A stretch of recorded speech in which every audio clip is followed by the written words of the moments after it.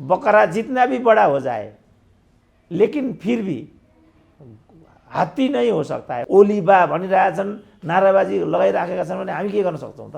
1 act is louder than 100 speech. राहुलको उम्मेदवारीलाई इज्जत गर्नुपर्छ, कदर गर्नुपर्छ। ती गगन थापाले यो भनी हिँड्न पाउँछन् त? बाबुराम चाहिँ के उदाउँदो सूर्य हुन्? गगन थापा ठुल्ठुलो कुरा गर्छन्।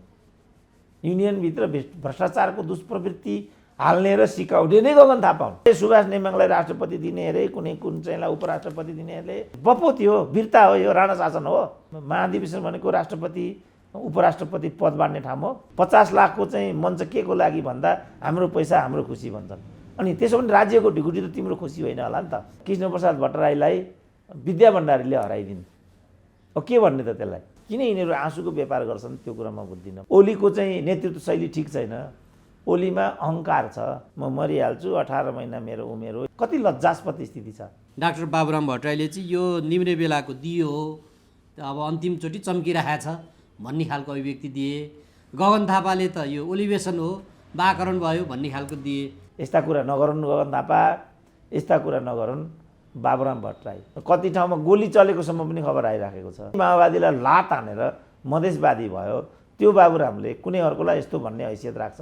पर्चा बाँड्न धरि निषेध गरेर बाहिर निकाले। सर्वसम्मतमा आऊ, होइन भने कुटे खान्छौ चाहिँ भन्न पाइँदैन। लड्न दिउँ उनीहरूलाई। स्वस्थ र निष्पक्ष निर्वाचन होस्, प्रतिस्पर्धा गर्न पाइन्छ। मदन भण्डारीले भनेकै थियो नि, कम्युनिस्टहरूले चाहिँ क्रान्तिमा मात्रै होइन जनमतमा पनि आफूलाई अब्बल सिद्ध गर्नुपर्छ। निर्वाचनलाई स्वस्थ रूपमा अगाडि जान दिनुपर्छ। निर्वाचनको प्रक्रियामा जाने, गएपछि परिणाम नमान्ने, मतको जो परिणाम हो त्यसलाई सम्मान गर्नुपर्छ। म यहीँबाट आह्वान गर्छु कि उनीहरूले चाँडै त्यसलाई रोकुन्। त्यहाँको अत्यधिक बहुमतले फेरि केपी ओली भन्यो भने हामी के गर्न सक्छौँ? मेटमणि चौधरीको बोली हेरौँ, रामकुमारीको बोली हेरौँ, विरोध खतिवडाको बोली हेरौँ, गगन थापाको बोली हेरौँ, हुँदा बाबुरामको बोली हेरौँ। त्यस्तो पनि कुनै नेताले बोल्न सक्ने कुरा हो? डाक्टर साहब स्वागत छ। ल हस्, धन्यवाद। डाक्टर साहब, आजको विषयको उठान पनि यही नेकपा एमालेको महाधिवेशनबाटै जाउँ। अन्ततः चुनाव हुने भयो। कतिपय त्यहाँ भीम रावललाई पर्चा बाँड्न धरि नदिएर निषेध गरिएको थियो। उनीहरूलाई त्यो अलिकति अप्रिय लागिरहेको छ। डाक्टर साहबलाई चाहिँ यो कस्तो लागिरहेको छ? मलाई पनि अप्रिय नै लागिरहेछ। किनभने उनीहरूले यो बहुदलीय जनवाद भन्ने जुन कुरा गरेका थिए त्यसमा चाहिँ प्रतिस्पर्धाको राजनीतिलाई मानिएको छ। पार्टीभित्र मात्रै होइन कि पार्टी बाहिर पनि आवधिक निर्वाचनको पद्धतिलाई बहुदलीय जनवादको मुख्य अन्तर्वस्तु भनिएको छ। नागरिक अधिकारको कुरालाई पनि त्यहाँ चाहिँ स्थान छ, जुन चाहिँ कम्युनिस्ट प्रणालीमा हुँदैन। अब त्यस्तो वैचारिक कार्यदिशा लिएर हिँड्ने अनि यस्तो आचरण गर्ने विरोधाभास भयो नि त। त्यसकारणले निर्वाचनलाई स्वस्थ रूपमा अगाडि जान दिनुपर्छ। निर्वाध निर्भय हुनुपर्छ त्यो। तर मतको जो परिणाम हो त्यसलाई सम्मान गर्नुपर्छ। माधव नेपाल, अनेक माधव नेपालहरूको त्यहाँ परिकल्पना सम्भव हुनुहुन्न। त्यसको लागि चाहिँ त्यो निर्भय र निष्पक्ष निर्वाचन नै पूर्व शर्त हुन्छ। यिनीहरू चाहिँ निर्वाचनको प्रक्रियामा जाने, गएपछि परिणाम नमान्ने यो प्रवृत्ति छ। थर्ड वर्ल्ड कन्ट्रीमा नागरिक निर्वाचनमा पनि त्यो छ।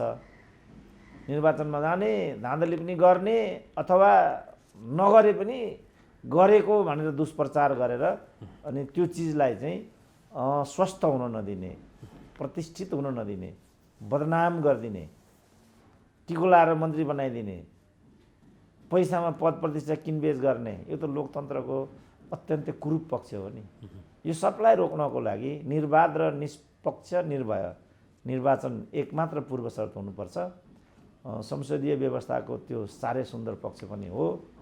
बहुदलीय जनवादीहरूले यस्तो किसिमको बमण्डल गर्नु यो आफ्नै प्रणालीलाई, आफ्नै सिद्धान्तलाई बदनाम गराउने कुकर्म हो। म यहीँबाट आह्वान गर्छु कि उनीहरूले चाँडै त्यसलाई रोकुन्, स्वस्थ प्रतिस्पर्धा गरून् र एउटा राम्रो नेतृत्व, निर्वाचित नेतृत्व लिएर त्यहाँबाट घर घर जाउन्। अरू कुराको कुनै अर्थ हुँदैन। त्यहाँ चुनाव हुनुपर्छ भन्नेमा भुषाल र रावल मात्रै देखिए, घनश्याम भुषाल र भीम रावल। अरूले चाहिँ फेरि सम्पूर्ण केन्द्रीय पदाधिकारी, केन्द्रीय सदस्य सबै चयन गर्ने अधिकार अध्यक्षलाई जिम्मा लगाइदिए। त्यसो हो भने यो तडक भडक यत्रो गरेर, यत्रो धेरै खर्च गरेर, त्यत्रो मास बटुलेर यो कोरोनाको समयमा अर्थतन्त्रको यो अवस्थामा किन खर्च गर्नु पर्थ्यो? किन यस्तो गरेका छन्? अब त्यही हो, तपाईँलाई थाहा छ सुन्दरता केमा हुन्छ। ब्युटी कन्टेस्टमा पनि आन्तरिक सुन्दरतालाई पनि त्यत्तिकै महत्त्व दिइन्छ, तर बाहिरी सुन्दरताको दिग्भ्रम पालेर मानिसहरू हिँडिरहेका हुन्छन्। त्यसो भने किन मेकअप गर्छन् त सुन्दरीहरू? मेकअपको प्रचलन किन छ? तपाईँ सडकमा काहीँ पनि हेर्नुभयो भने सबै दिदीबहिनीहरूको ओठमा चाहिँ तपाईँ लालिमा देख्नुहुन्छ, आँखामा गाजल देख्नुहुन्छ, डरलाग्दो गहनाले नपुगेर मेकअप पनि देख्नुहुन्छ। त्यसको केही अर्थ छैन नि, किन गर्छन् त त्यसो?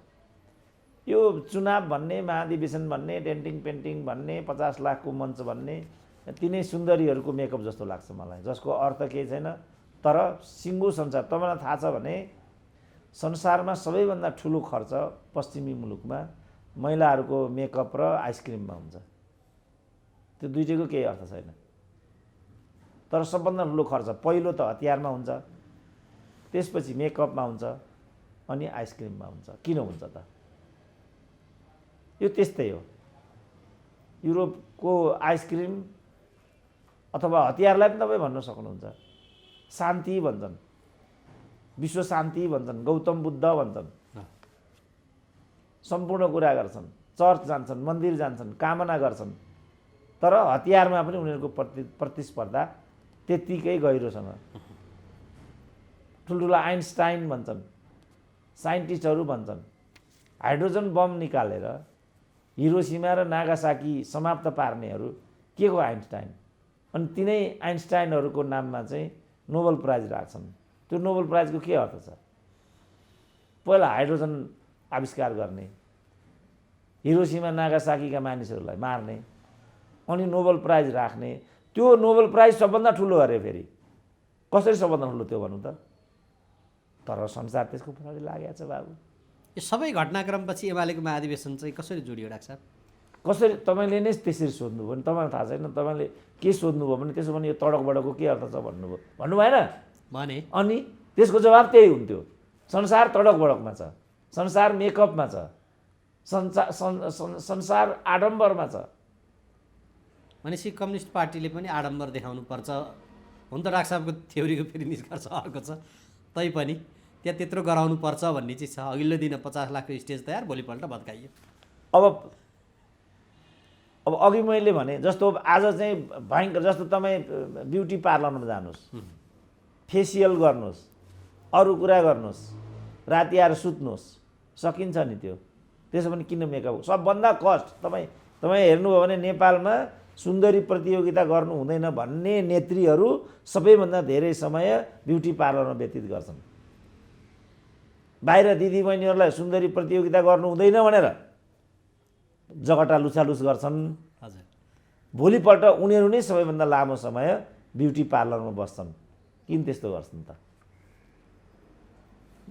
ठिकै छ डाक्टर साहब, यो तडक भडकसँग रिलेटेड भयो। कतिपयले चाहिँ यो नेकपा एमालेको अहिलेको अधिवेशन चाहिँ यो ओलिभेसन भयो, अधिवेशन भएन, यो बाकरण भयो भन्ने खालको चाहिँ नि कुराहरू गरिरहेको थिए। त्यसमा चाहिँ भीम रावलका चाहिँ नि ती जसले अध्यक्षमा चुनाव हुनुपर्छ भन्थे, पर्चा बाँड्नलाई बन्द सत्र हलभित्रबाटै पर्चा बाँड्न धरि निषेध गरेर बाहिर निकाले र सबै अरू मिलेर यो चाहिँ तपाईँले नै हामीलाई चाहिँ नि पद भाग लगाइदिनु पर्यो भने। प्लस त्यतिमा मात्र रहेन, राज्यका कार्यकारी पदहरू अथवा राज्यका अरू पदहरू, राष्ट्रपति, उपराष्ट्रपति, त्यो बाँडफाँडमा चित्त बुझेन भने ल तपाईँलाई यो पद, तपाईँलाई यो पद भने के हो डाक्टर साहब? यो होइन, मैले पहिल्यै भनिसकेँ नि, यो चाहिँ पद प्रतिष्ठाको, यो उपभोक्तावाद र भ्रष्टीकरणको शिकार भइसक्यो यो नेपालको वाम आन्दोलन। त्यसैले यो आधारभूत कम्युनिस्ट आन्दोलन नभएर पढे लेखेका टाठाबाठाहरूको, यस्तै खालका मानिसहरूको पदको लागि राजनीति गर्ने अनि पैसाबाट पद किन्नेहरूको ग्याङ्स्टरिजम यो भन्ने मैले धेरैचोटि भनिसकेँ नि। मैले त 52 सालमा पिएचडी गरेको, यस्तै खालको यो आन्दोलन हो भन्ने त्यसको निष्कर्ष थियो। अब यो सिङ्गो जनमानसले मलाई नै लखेट्यो। अब उनीहरूले देखे होला के भनेको रहेछ सुरेन्द्र केसीले भनेर। जस्तो यो वाम एकताको कुरा पनि यो युगान्तकारी घटना हो, यो कम्युनिस्ट एकता हो, यो कम्युनिस्ट क्रान्तिसँग सम्बन्धित छ भन्थे होइन। यो ठगी हो, गफ हो, यो हुन सक्दैन। 50 वर्ष राज्यमा हामी अब शासन गर्छौँ भन्दै गरे त 50 वर्ष 5 वर्षै पुगेन नि। अनि के को 5 वर्ष, यहाँ त 3 वर्षै घाटेन। त्यसकारण यो 1 act is louder than 100 speech भन्छ के। तपाईँ 100 स्पिच 100 बोल्नुहोस्, एउटा व्यवहार गर्नुहोस्, त्यो 100 बोलीको केही अर्थ हुँदैन। त्यहाँ वरिपरि जो लागेका थिए हिजोका ती अरू, ती सबैमा एकजना भीम रावल, एकजना घनश्याम भुसाल बाहेक सबैले चाहिँ तपाईँले जसलाई मनोनित गर्नुहुन्छ ठिक छ भन्नुको अर्थ ती सबै पिछलग्गु मात्र बनेका हुन् डाक्टर साहब। होइन, त्यस्तो अर्कालाई अन्डरमाइन गर्न भएन। त्यो त हलले निर्णय गर्यो, हामी के गर्न सक्छौँ त। भीम रावल जतिका हुन् ती निर्णय गर्ने पनि त्यतिकै हुन् नि। मूर्ख हुन् र तिनीहरू होइन नि। त्यो त एउटा सङ्गठित एउटा तरिकाबाट अनि सदस्यताको प्रक्रिया पुरा गरेर अनेकौँ चरण पार गरेर प्रतिस्पर्धा गरेर ती प्रतिनिधिहरू त्यहाँ पुगेका हुन्छन्। They are great. त्यहाँ हस्तक्षेप गर्ने अधिकार हामीलाई छैन। उनीहरूलाई सर्वसम्मत गर्न उचित लाग्यो, सर्वसम्मतको बाटोतिर गए भने त्यहाँ हामी हस्तक्षेप गर्न सक्दैनौँ। खालि हामी केमा छलफल गर्न सक्छौँ भने ती प्रतिनिधिहरू कस्ता होलान् जो कस्तो विधिबाट निर्वाचित भएर त्यहाँ पुगे होलान्। तर त्यहाँ पुगिसकेपछि त पुगे नि। उनीहरूले आफ्नो आत्मनिर्णयलाई, आफ्नो विशेषाधिकारलाई त आफ्नै हिसाबले प्रयोग गर्न पाउँछन् नि।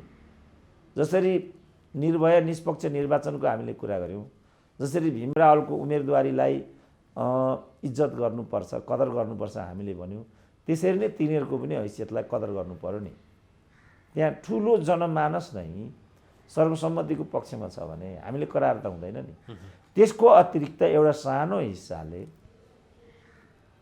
जो चाहिँ ठुलो पनि हुनसक्छ भोलि परिणाममा जाँदा, ल अहिले सानो हिस्सा रहेछ, त्यसले चाहिँ प्रतिस्पर्धाबाट म चाहिँ पदाधिकारी अथवा नेतृत्व निर्माणमा सहभागी हुन चाहन्छु अथवा मेरो मत त्यो हो भन्छ भने त्यसलाई हामी निषेध गर्न सक्दैनौँ नि। त्यसमा मात्रै मैले यो विचार व्यक्त गरेको। तर फेरि अर्को पक्षले चाहिँ होइन त्यसो नगरौँ, सर्वसम्मतबाट जाउँ भन्छ भने त्यो भन्न त पाइयो नि। सर्वसम्मतमा आऊ, होइन भने कुटे खान्छौ चाहिँ भन्न पाइँदैन होइन।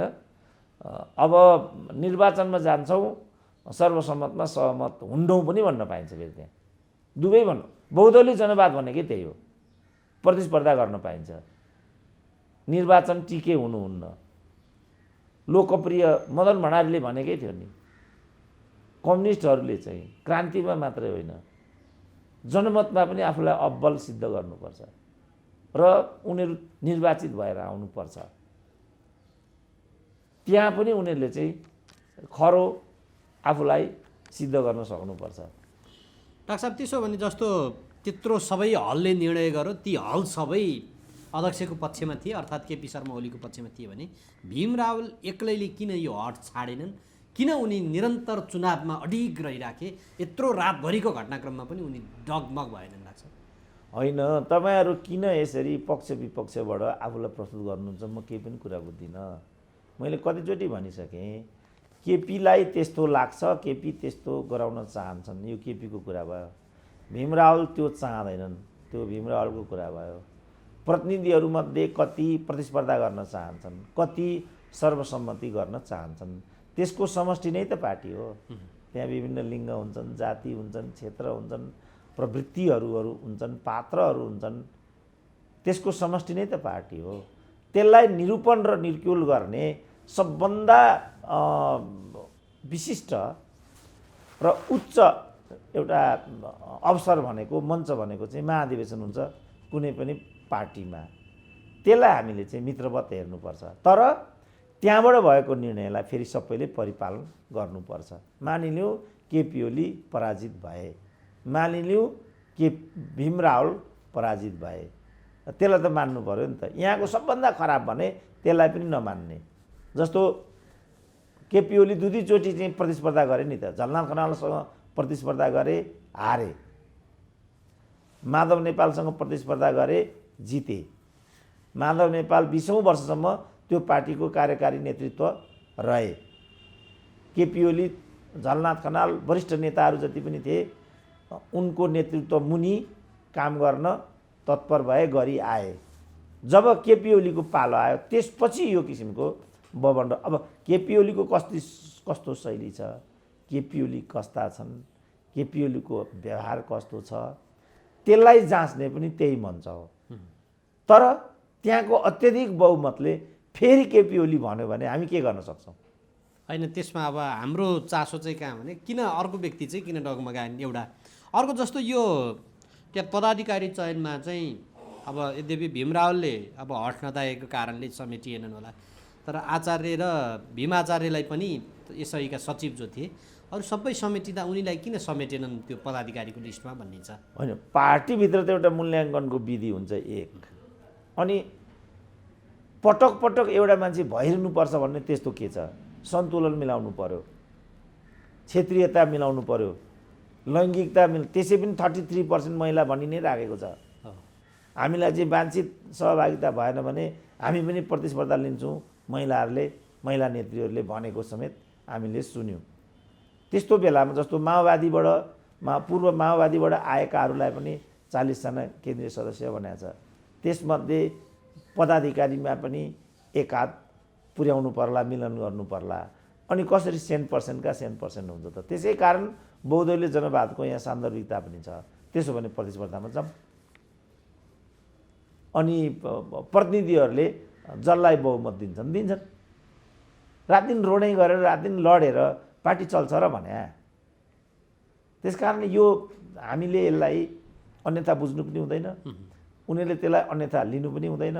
भीम रावलले किन हट गरे भन्नु पनि हुँदैन। बाबा उनी डिपिएम भइसकेका छन्, उपाध्यक्ष भइसकेका छन्, गएको निर्वाचनमा सबभन्दा मत चाहिँ हासिल गरेर अनि त्यसको नेतृत्व गरेका छन्। अनि उनले चाहिँ उम्मेदवारी नै दिन पाइँदैन त? त्यो त उनको आत्म अधिकारको कुरा हो, आत्मनिर्णयको कुरा हो, उनको चाहनाको कुरा हो। त्यसलाई त हामीले उच्च सम्मान गर्नुपर्छ। ठिक छ, उनले चाहिँ हट नगरिकन एउटा सहमतिको पक्षमा सहमतिबाट एउटा सन्देश दिउँ भन्ने हाम्रो चाहिँ अथवा कार्यकर्ताहरूको एउटा भावना हो, एउटा चाहना हो। तर राजनीतिमा भावना, चाहना, कामनाले त केही काम गर्दैन। राजनीति त बहुत कठोर हुन्छ, त्यसमा त अनेक उतार चढावहरू हुन्छन्, प्रतिस्पर्धाहरू हुन्छ। कतिपय राजनीतिक जीवनहरू यस्ता हुन्छन् जहाँ चाहिँ ठुल्ठुला नेताहरूले सिङ्गो जीवनमा कहिले पनि विजय हासिल गर्दैनन्। कृष्णप्रसाद भट्टराई हाम्रो आँखा अगाडि छन्। उनले सिवाय एउटा निर्वाचन 2056 सालको कुनै निर्वाचन उनले जितेका छैनन्। 15 सालमा जितेका छैनन्। उनले त छात्र युनियनमा पनि जितेन थिए अरे। अब त्यसो भने के कृष्णप्रसाद भट्टराई असफल हुन् त? अब प्राविधिक पर्यो, मतदाताको मन जित्न सकेनन्। अब उनले चाहिँ विजयको वरमाला चाहिँ पहिरिने एउटा चाहिँ सुखद संयोग चाहिँ जुटेन। यी चाहिँ कृष्णप्रसाद भट्टराईलाई विद्या भण्डारीले हराइदिन्। अब के भन्ने त त्यसलाई? अन्तर्घातबाट भनियो। अन्तर्घात हो भने पनि आफ्नै पार्टीको विरुद्धमा किन अन्तर्घात गर्छ त मान्छेले? तर त्यसको प्रतिक्रियामा कृष्णप्रसाद भट्टराईले त्यति बेला बिबिसीसँग के भनेको थियो भने त्यो म सुनि पनि रहेको छु र सम्झि पनि राखेको छु। यो भगवानको इच्छा हो, भगवानको इच्छालाई टार्न सकिँदैन भनेको थियो। किन उनी आध्यात्म थिए। अब भीम रावल त आध्यात्म होइनन् नि, न केपी ओली आध्यात्म हुन्। लड्न दिउँ उनीहरूलाई, स्वस्थ र निष्पक्ष निर्वाचन होस्। अघि पनि भने हामी शुभकामना दिउँ, त्यहाँबाट आएको परिणामलाई आत्मसात गरेर शिरोधार्य गरेर चाहिँ एमाले जनहरू आफ्नो घरमा जाउन्, कर्मक्षेत्रमा छुटुन्। यही हो नि त लोकतन्त्रमा त। डाक्टर साहबले भन्नुभएको अनुसार त्यही नै होस्। तर अब यो अधिवेशनलाई लिएर कतिपय अब पढे लेखेका नेताहरूले चाहिँ अनेक टिका टिप्पणी गरे। जस्तै डाक्टर बाबुराम भट्टराईले चाहिँ यो निम्रे बेलाको दियो हो, अब अन्तिमचोटि चम्किरहेछ भन्ने खालको अभिव्यक्ति दिए। गगन थापाले त यो ओलिभेसन हो, वाकरण भयो भन्ने खालको दिए। के हो डाक्टर साहब, यो अरू कुनै पार्टीले अधिवेशन गरौँ भनेर त्यसप्रति चाहिँ तुच्छ टिप्पणी गर्न मिल्छ अथवा के हो यो? होइन, त्यो उनीहरूको औकात त्यसबाट देखिन्छ। ओली अधिवेशन भयो होइन, अनि त्यसपछि देउपादेशन चाहिँ भएको छैन। त्यसो भने जुन बेला नेपाली काङ्ग्रेसलाई करारी हार गराएका थिए शेरबहादुरले 72 सालमा। त्यसपछि नेपाली काङ्ग्रेसको चाहिँ महासमिति सम्मेलन भयो अनि त्यति बेर यी प्रश्नहरू उठेका थिए। रामचन्द्र पनि यस्तै किसिमको चाहिँ यो बाबुराम जस्तै किचकिच गर्थे। पछि हाम्रो लभ पर्यो कुरा सकियो भने उनीहरू किचकिच गर्दाखेरि गगन थापाहरू पनि उफ्रिन्थे। लभ पर्यो भनेपछि उनीहरूले आफ्नो लाचारी प्रकट गरे। ती गगन थापाले यो भनी हिँड्न पाउँछन् त? अर्काको अधिवेशनमा ओलीमय होस् कि रावलमय होस् कि जेसुकै होस् न, त्यो अर्काको विषय हो। हामीले हेर्नुपर्ने कुरा चाहिँ के भने त्यहाँ स्वच्छ प्रतिस्पर्धा हुन्छ कि हुँदैन, प्रजातान्त्रिक विधिबाट चाहिँ नेतृत्व चयन गरिन्छ कि गरिँदैन। कि नेपाली काङ्ग्रेसमा हानाहान छैन र अधिकांश ठाउँबाट चाहिँ भौतिक आक्रमण भएका खबरहरू मात्रै काठमाडौँमा छन्। कति हानाहान भएको चाहिँ अधिवेशन भयो भन्ने कुरा गरे उनले त। कति ठाउँमा गोली चलेकोसम्म पनि खबर आइराखेको छ। अनि त्यो चाहिँ कसरी के हो त फेरि? त्यो चाहिँ जहाँसम्म बाबुरामको कुरा छ, यो एमाले निम्ने बेलाको बत्ती रहेछ। अनि बाबुराम चाहिँ के उदाउँदो सूर्य हुन् जो माओवादीबाट प्रधानमन्त्रीसम्म भइकन स्वास्नीलाईसम्म मन्त्री बनाउन सफल भयो, जेठी सासूसम्मलाई मालामाल गराउन सफल भयो र अन्त्यमा त्यही माओवादीलाई लात हानेर मधेसवादी भयो। त्यो बाबुरामले कुनै अर्कोलाई यस्तो भन्ने हैसियत राख्छ? के भने हो बाबुरामले? मैले केही पनि बुझिनँ। हाम्रो पनि केही लिनु दिनु छैन, एमालेसँग पनि केही लिनु दिनु छैन, माओवादीसँग पनि केही, कोही पनिसँग पनि केही लिनु। तर हामी समदूरीयताबाट बोल्छौँ, सबैलाई हामी सम्मान गर्छौँ, इज्जत गर्छौँ। स्वस्थ प्रतिस्पर्धा गर्नुहोस्, योग्यता क्रम निर्धारण गर्नुहोस्, छोरी बुहारी स्वास्नी नगर्नुहोस्। हामी योभन्दा परतिर केही पनि भन्दैनौँ नि। त्यसकारण यस्तो अनर्गल अलाप गरी हिँड्नु उचित हुँदैन। यो नसुहाउने कुरा हुन्छ। उहाँहरू चाहिँ एउटा स्वच्छ टिप्पणी गर्नुपर्छ, स्वस्थ टिप्पणी गर्नुपर्छ र लोकतन्त्रलाई चाहिँ परिष्कृत गर्नुपर्छ। त्यो गर्दा मात्रै मान्छेको लोकतन्त्रप्रतिको आस्था चाहिँ बढ्छ। यो लोकतन्त्रको क्रेज घटाउने, लोकतन्त्र त्यसै पनि पढे लेखेका मान्छेहरू बहुदलीयहरू भनेर हिँयाउँछ नि समाजले। कारण यो हो नि त। अब बाबुराम सबभन्दा पढेको भन्छन् होइन आफूलाई, यही हो त बोल्ने, सबभन्दा पढेकोले बोल्ने। गगन थापा पनि भोलिको प्रधानमन्त्री भन्छन् होइन, यही हो त बोल्ने। के कारण हो जसले गर्दा एमालेलाई लखेट्नु पर्यो? के कारण हो ओलीलाई लखेट्नु पर्यो? स्वस्थ आलोचना गरे भइगयो नि त। ओलीको चाहिँ नेतृत्व शैली ठिक छैन, ओलीमा अहङ्कार छ, ओली कार्यकर्तामा न्याय गर्न सक्दैनन् भन्ने कुरा त मैले अहिले पनि भने नि त। तर रुचाउनेले रुचाइरहेछन्, अनि रुचाइरहेछन्, जनताबाट निर्वाचित भएर आइरहेका छन्, ओली बा भनिरहेछन्, नाराबाजी लगाइराखेका छन् भने हामी के गर्न सक्छौँ त? अरूलाई टाउको दुखिरहेछ। अनि हामीले त्यो एउटा सिनारियो देखाइदिने मात्रै हो। अनि यसमा निम्ने बेलाको बत्ती, ओली धिवेशन, फलानो, के अर्थ छ त्यसको? केही अर्थ छैन। यो उनीहरूको मामला हो। खालि हामीलाई के चाहियो भने स्वस्थ प्रतिस्पर्धा भएको छ कि छैन, त्यहाँको नेतृत्व निर्वाचित हो कि होइन, त्यहाँ चाहिँ बाहिरी एउटा वर्चस्व, बाहिरी अनर्गल र अतिरिक्त चाहिँ प्रभाव प्रयोग गरेर, जसरी काङ्ग्रेसभित्रका जस्तो अस्ति गजेन्द्र हमाल नै भए, अहिले चाहिँ उमेश श्रेष्ठ नै भइराखेका छन्। अनि के हैसियतले भएका त तिनीहरू? गगन थापा वाङ खाइराखेका छन्, गजेन्द्र हमाल चाहिँ मन्त्री भइराखेका छन्, उमेश श्रेष्ठ चाहिँ मन्त्री भइराखेका छन्। अनि त्यो कस्तो हो चाहिँ काङ्ग्रेसभित्रको चाहिँ? त्यो चाहिँ यस्ता कुरा नगरून् गगन थापा, यस्ता कुरा नगरून् बाबुराम भट्टराई।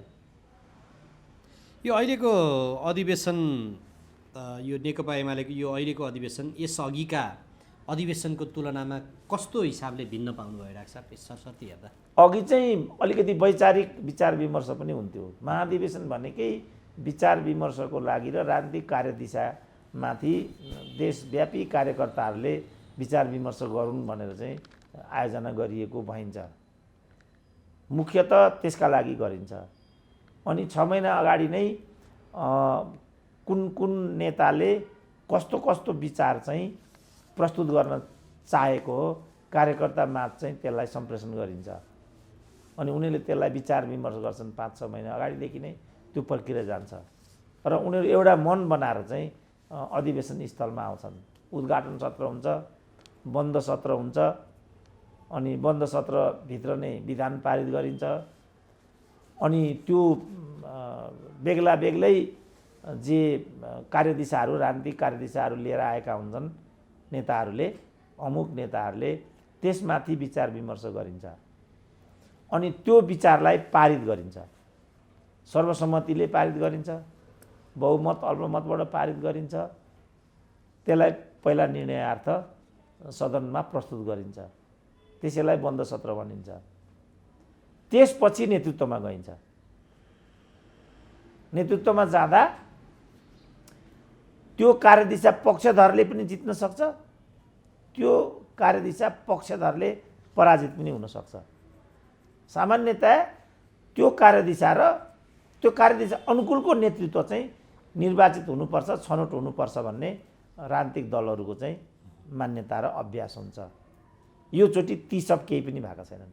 यो चोटि पहिला यहाँ विधान अधिवेशन भयो, विधान अधिवेशनबाट कार्यदिशा र विधान सङ्गठनात्मक संरचना यावत पारित भयो भनियो, त्यसपछि चितवन गइयो अनि ठुलो तामझामका साथ उद्घाटन सत्र गरियो।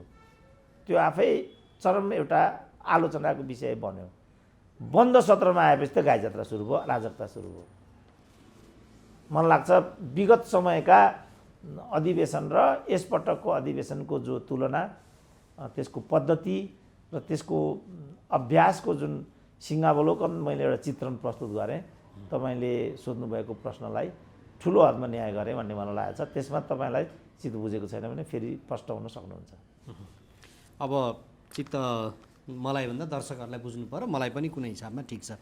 अब यो पदमा नि डाक्टर साहब, यो जस्तो केपी शर्मा ओलीले बन्द सत्रमा भाषण गर्दा अब मान्छेको जिन्दगीको ठेगान छैन, मेरो पनि के हो भन्नुभयो। कतिपयले चाहिँ त्यसो भने तपाईँलाई गाह्रो पर्या हो भनेदेखि पार्टीलाई पुनर्ताजगी गर्नलाई युवा दस्ता जो त्यहाँ तयार भएर अरू बसेका छन्, म चाहिँ पार्टीलाई यो दिशामा लान्छु भन्दैछन्, अरू नेताहरूलाई दिए भइगयो नि त, किन लिनु भन्ने खालको कतिपयको कुराहरू छ।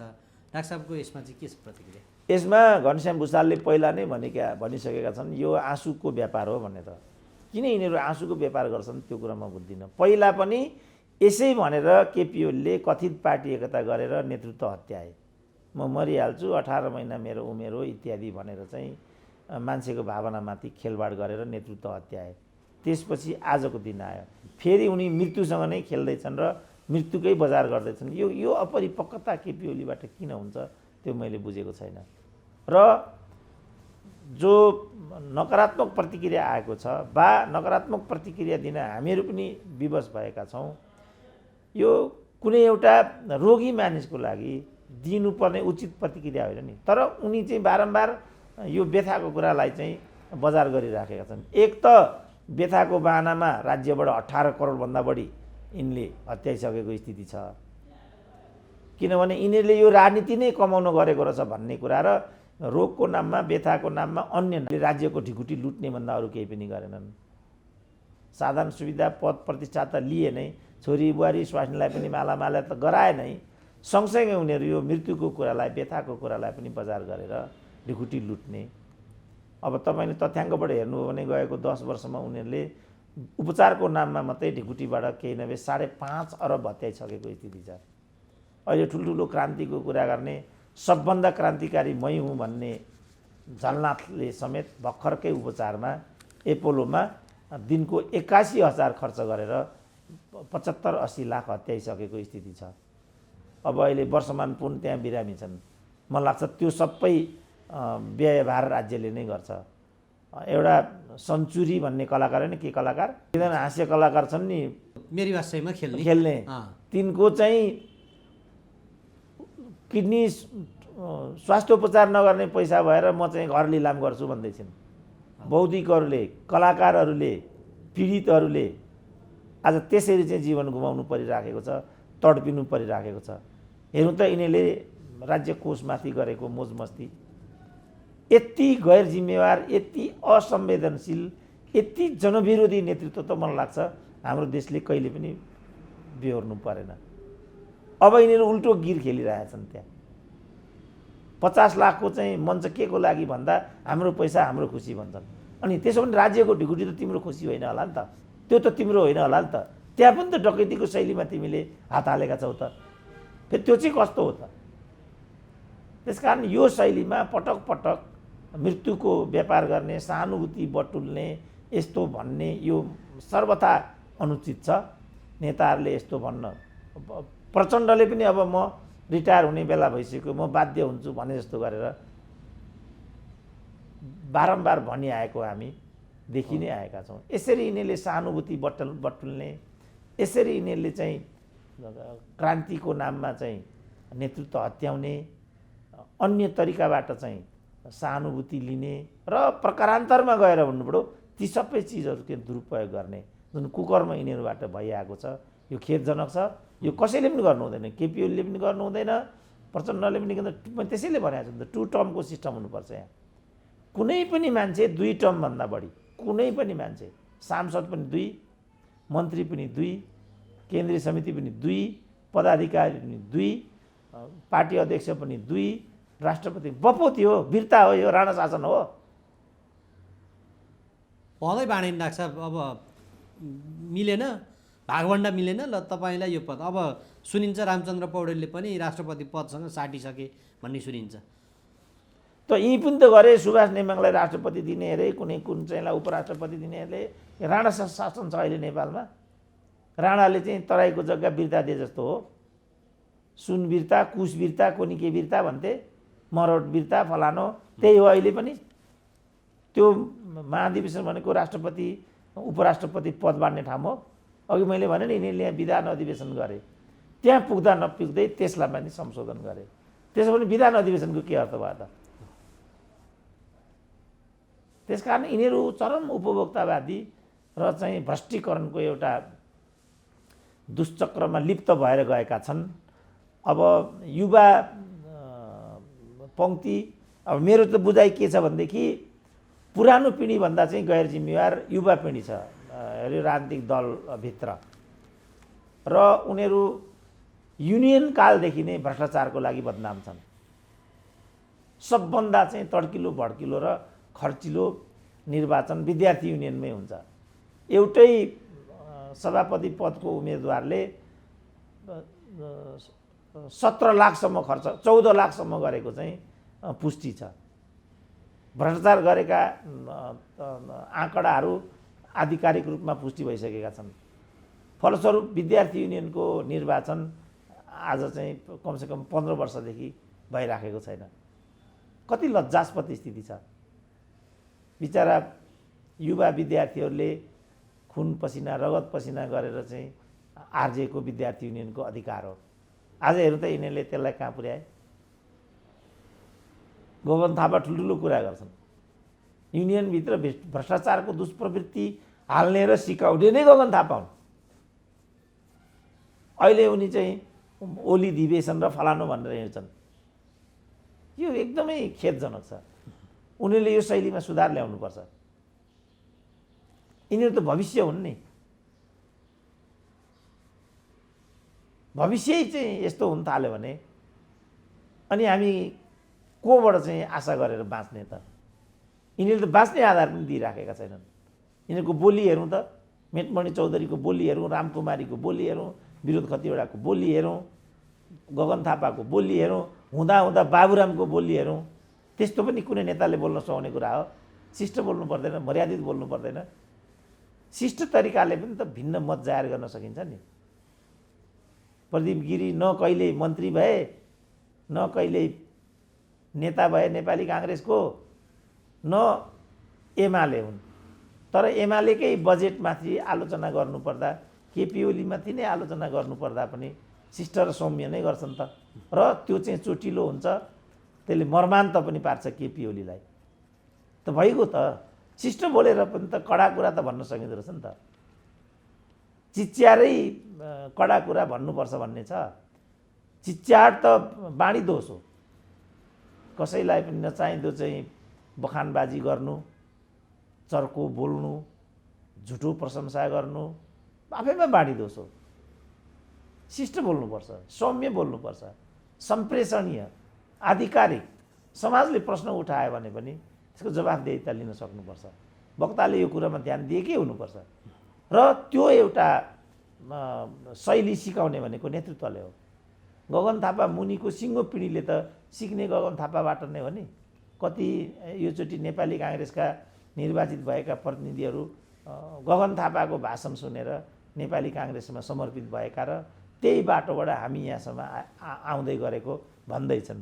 त्यस्तो एउटा आदर्शको रूपमा समाजले अपनाएको गगन थापाको बोली त्यस्तो, जेएनयूबाट पिएचडी गरेको भनेको र पूर्व प्रधानमन्त्री भइसकेको भनेको बाबुरामको बोली त्यस्तो, प्रचण्डको शैली त्यस्तो। एउटा शुभकामना गएर दिनमा के को कन्जुस्याइ। उनले चाहिँ हाउसमा बोल्दै थिए जुन बेला केपी ओली बहिर्गमन गर्दै थिए, हामीले स्वस्थ प्रणाली अपनाउनुपर्छ, स्वस्थ प्रतिस्पर्धा गर्नुपर्छ। आज चाहिँ निवर्तमान प्रधानमन्त्री यहाँ, नवनिर्वाचित प्रधानमन्त्री यहाँ भइदिएको भए यो हाउसको कत्रो गरिमा हुन्थ्यो भन्दै थिए। त्यसो भने प्रचण्डले पनि केपी ओलीकै मञ्चमा गएर उनको महाधिवेशनको सफलताको कामना व्यक्त गरिदिएको भए त्यो उनले भनेको कुरासँग सादृश्यता राख्थ्यो नि त। त्यसले सादृश्यता राखेन नि। यसबाट उनीहरूको भनाइ र गराइमा तालमेल देखिएन नि। त्यसकारण भनाइ र गराइमा तालमेल देखिनुपर्छ। खास गरी राजनीतिले र राजनेताहरूले चाहिँ त्यो परिपालन गरेकै हुनुपर्छ। हामी आम मान्छे हौँ, आम मान्छेको बोली कहिलेकाहीँ तलमाथि पर्न पनि सक्छ, तर जिम्मेवार मान्छेले, आधिकारिक मान्छेले, खास मान्छेले त्यस्तो पनि गर्न पाइँदैन। त्यस्तो भयो भने तुरुन्त क्षमा प्रार्थी हुनुपर्छ। त्यहाँबाट मात्रै एउटा लोकतान्त्रिक आचरण संस्कार चाहिँ सुदृढ हुँदै जान्छ। युवा पिँढीले त्यसबाट चाहिँ शिक्षा लिन्छन्, यस्तो पो रहेछ, यो पो रहेछ भन्ने कुरा। नेल्सन मण्डेलाको भाषण यिनीहरूले सुनेको छैन भने, बाराक ओबामाका अभिव्यक्तिहरू यिनले सुनेको छैन भने उनीहरू चाहिँ त्यसलाई हेर्न सक्छन्, त्यसलाई सुन्न सक्छन्, गुन्न सक्छन्। एउटा कार्यदिशा हामीले त्यो किसिमको दृष्टान्त हाम्रै नेताहरूबाट चाहिँ किन चाहिँ पैदा गर्न सकेनौँ भन्दा कारण यो हो। बाबुरामले भनेको कुनै पनि कुरालाई मान्छेले गम्भीरतापूर्वक लिँदैन, कारण यो हो नि त। अब गगन थापाहरू पनि त्यहीँ आइपुग्नु, योगेश भट्टराईहरू पनि त्यहीँ आइपुग्नु, अनि गोकुल बास्कोटा र कृष्ण गोपालहरूको हालिमुहाली हुनु खेदजनक हो नि। डाक्टर साहब, यो अर्को प्रसङ्ग छ। जस्तो यो 9.5 करोड केन्द्रीय सदस्य भएको चिनिया कम्युनिस्ट पार्टीको केन्द्रीय सदस्य चाहिँ जम्मा 204 जना रहेछन्। अनि 8 लाख भनिएको नेकपा एमालेको चाहिँ 301 पुर्याउनु पर्ने कारण के पदको बाँडफाँडकै लागि हो? होइन, त्यसमा त मैले बोलिसकेँ। यिनीहरूले के गरे भने चिनिया जनसङ्ख्या 1.25 अरब भयो, पार्टी सदस्यता 9.5 करोड, केन्द्रीय कमिटी 205 सदस्य, अब पोलिट ब्युरो 25 सदस्य, स्ट्यान्डिङ कमिटी चाहिँ 7 सदस्य। अब यहाँ त पदाधिकारी मात्रै 18-19 भन्दैछन्। के काम छ त यिनीहरूको? चिनियामा चाहिँ एउटा उखान छ, 25वटा घोडाले कुनै टाँगा तानिराखेका छन् भने अगाडिको 2टा र पछाडिको 2टा मात्रै चलायमान हुन्छन् अरे, बिचका 20वटा चाहिँ सुतिरहेका हुन्छन् अरे। यी सुताहरू हुन् यिनीहरू। यिनीहरू जम्मैलाई पद चाहिने। किन चाहिने पद यिनीहरूलाई? के छ त्यो पदमा? ल भनौँ न, यही अवधिमा योगेश भट्टराई लगायतको टिम पदासीन थियो त, अनि के बेग्लै उनीहरूले त्यसबाट चाहिँ फाइदा पाए? के लाभ भयो उनीहरूलाई? भीम रावले सर्वाधिक मत पाएर चाहिँ उपाध्यक्ष रहे, के भयो त उनलाई? त्यस कारणले पद महत्त्वपूर्ण कुरा होइन, जिम्मेवारी महत्त्वपूर्ण कुरा हो, जवाबदेहिता महत्त्वपूर्ण कुरा हो, र कार्यकर्ताहरूको मनमा बस्न सकिन्छ कि सकिँदैन त्यो महत्त्वपूर्ण कुरा हो। तर पद चाहिँ बुढो गोरुले गाई ओगटे जस्तो, अब जस्तो यो अधिवेशनबाट त्यही व्यक्तिहरू दोहोरिने भयो। जस्तो नेकपा मालेको पनि अब सीपी मैनाली फेरि चयन भएर आइसकेका छन्। अब यतापट्टि त कन्फर्मै भइहाल्यो, एमालेमा पनि केपी शर्मा ओली, अरू राजनीतिक दलहरूभित्र पनि त्यही नै, अब यही पात्र प्रवृत्ति दोहोरिने लगभग उस्तै छ भन्ने छ।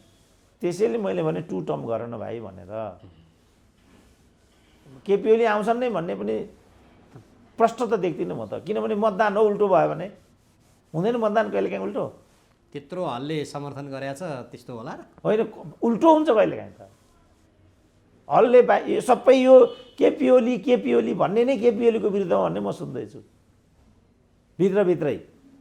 त्यसै कारण त केपी ओली निर्वाचनमा नजानको लागि यति माथापच्ची गरे। निर्वाचन त निर्वाचन होइन। म यो वक्ताको मञ्चमा बसिरहेको छु, भाइले जे जे सोचिरहेछ त्यो त्यो बोल्छु भन्ने त्यहाँ दावा गर्न सकिन्छ? सकिँदैन, त्यो आउँदैन पनि। त्यसकारण अब वक्ताले कसरी बोल्छ, मतदाताले कसरी मतदान गर्छन्, निर्वाचनमा के हुन्छ। कृष्णप्रसाद भट्टराईले निर्वाचन हार्छु भनेर आकलन गराएको थियो होला। जब विद्या भण्डारीले तुलना हुन्छ विद्या भण्डारी र कृष्णप्रसाद भट्टराईको, किनभने त्योभन्दा पहिला मदन भण्डारीले नै हराइदिएका थिए कृष्णप्रसाद भट्टराईलाई त्यही क्षेत्रबाट। त्यति बेर गणेश मानको एउटा अन्तर्वार्ता म अहिले पनि सम्झिन्छु, बीबीसीसँगको अन्तर्वार्ता। बकरा जितना भी बड़ा हो जाए लेकिन फिर भी हात्ती नहीं हो सकता है भनेको थियो उनले। कम्युनिस्ट पार्टीले चाहिँ 15 सालमा 4 सिट जितेको थियो, ल 4 चौको 16 सिट जित्ला, तर कसरी 50 काट्ला भनेका थिए गणेश मानले। पछि 69 ल्याइदियो, अर्को चुनावमा मध्यावधिमा त हराइ नै दियो। र मनमोहन अधिकारी चाहिँ पहिलो वामपन्थी प्रधानमन्त्री भए। गणेश मानले सोचेका थिए त त्यस्तो होला भनेर, भयो त। बिजेपी हामीले देख्दा देख्दै 2 सिट 3 सिटभन्दा बढी जित्दैन थियो भारतमा।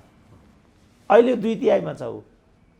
नरेन्द्र मोदी प्रधानमन्त्री हुन्छन् भनेर कसले सोचेको थियो? यी नेपालमा पनि रामकुमारी झाँक्रीले म मन्त्री हुन्छु भनेर सोचेको थियो होला? भनिन्छ अखिलको अध्यक्षबाट अर्कोचोटि मन्त्री हुन्छ कोही? गगन थापाले त्यहाँ पुग्छु भनेर सोचेको थियो होला? किनभने प्रदीप गिरीलाई त्यो पद नसिब भइरहेको छैन। त्यसकारण यो उपभोक्तावादमा भ्रष्टीकरणको दलदलमा निर्वाचनको चाहिँ महासङ्ग्राममा को जित्छ को हार्छ भन्न सकिँदैन। लालबाबु पण्डितले डाक्टर शेखर कोइरालालाई हराउला भनेर सोचेको थियो विराटनगरका काङ्ग्रेसले, कसरी भयो त त्यस्तो? त्यसकारण निर्वाचन हो। निर्वाचन यस्तै होला भनेर भनियो भने त्यो एउटा अतिशयोक्ति हुन्छ। सबै कुरा हुन सक्छन्, त्यो कुरा बुझेर नै हामीले विचार गर्नुपर्ने हुन्छ र नेताहरूले भाती पुर्याउनु पर्ने हुन्छ। होइन भने उनीहरू फस्छन्। निर्वाचनको जोखिमलाई मध्यनजर गरेरै केपी ओलीले अगाडि बढ्नु मैले त राम्रो हुन्छ, नत्र आत्मघात पनि हुनसक्छ। डाक्टर साहब, अब जाँदा जाँदै अन्तिम प्रश्न, यो महाधिवेशनले ती कार्यकर्ताहरूमा नयाँ उत्साह, एउटा पुनर्ताजगी प्रदान गरेर नेकपा एमालेलाई एउटा पुनर्जीवन दिएर लिएर आउँछ कि यथास्थिति मात्रै भइरहेको छ? यो यथास्थिति नै हुन्छ, किनभने त्यहाँभित्र तिक्तता प्रवेश भइसकेको छ। किनभने त्यो आन्दोलन वास्तविक आन्दोलन भन्दा पनि उपभोक्तावाद र भ्रष्टीकरणको पद प्रतिष्ठाका लागि जुनसुकै त्याग बलिदान गर्ने खालको भस्मासुरे प्रवृत्ति त्यहाँ हाबी भइसकेको छ। त्यसले कुनै सन्देश दिन सक्दैन, त्यसले कुनै कार्यदिशा पनि दिन सक्दैन र त्यो बवन्डर रहि नै रहन्छ। एउटै अवस्थामा मात्रै त्यो बवन्डरको समापन हुन सक्थ्यो। त्यो के भने नेतृत्व परिवर्तन। चुस्त दुस्त केन्द्रीय कमिटी, 75 सदस्यीय केन्द्रीय कमिटी, 10 सदस्यीय पोलिट ब्युरो, यो विधिमा गएर एकल नेतृत्वको एउटा सर्वस्वीकार्य युवा नेतृत्वको बाटोमा गइदिएको भए त्यसले एउटा सन्देश सम्प्रेषण गर्न सक्थ्यो। यही अवस्थाले चाहिँ यथास्थितिलाई नै परिपोषण गर्दछ र त्यहाँभित्रको किचकिच रहि नै रहन्छ भन्ने मेरो आफ्नो आकलन यो रहन्छ। अब हेरौँ भविष्यमा कसरी विषय अगाडि जान्छ, तर शुभकामना छ उनीहरूभित्रको यो किचलोको अन्त्य होस्, यसले एउटा सन्देश दिन सकोस् र जनतामा जान सकोस्। मेरो शुभकामना चाहिँ यो छ। तर उनीहरूको कार्यशैली हेर्दाखेरि चिज यतातिर जाला जस्तो लाग्दैन। यथास्थितिमै यो अन्तर्द्वन्द्वमै रुमलिएर यो तिक्तताकै बीचबाट यो सम्पन्न हुन्छ भने जस्तो मलाई लाग्छ। त्यत्रो आशा गर्ने ठाउँ चाहिँ मैले त्यहाँ केही पनि देखेको छैन र यो 24 घण्टाले त्यही कुरालाई देखाइ पनि रहेको छ। हुन्छ डाक्टर साहब, समयको लागि धन्यवाद। ल हस्, धन्यवाद।